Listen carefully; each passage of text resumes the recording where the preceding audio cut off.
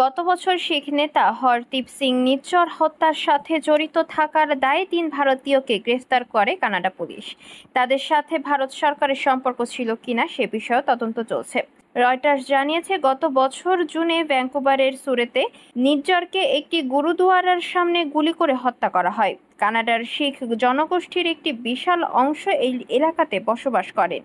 উল্লেখ্য, নিজ্জর একজন কানাডিয়ান নাগরিক ছিলেন। কানাডার মাটিতে বসে কানাডিয়ান নাগরিকের হত্যায় ক্ষিপ্ত হয় ট্রুডো প্রশাসন। এই হত্যার সাথে ভারতের সরাসরি সম্পৃক্ততার কথা সংসদে তোলেন Trudeau. Royal Canadian mounted police জানিয়েছে, গ্রেফতার ৩ জনের নাম করণপ্রীত সিং, কোমলপ্রীত সিং এবং করণ ব্রার।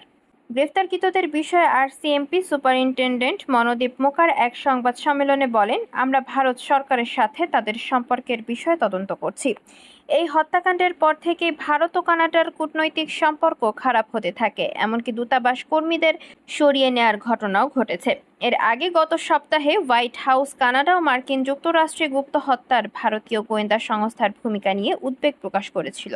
কানাডিয়ান পুলিশ জানিয়েছে, এই বিষয়ে তারা মার্কিন আইন প্রয়োগকারী সংস্থার সাথে কাজ করছে এবং এই ঘটনায় আরও গ্রেফতার হতে পারে।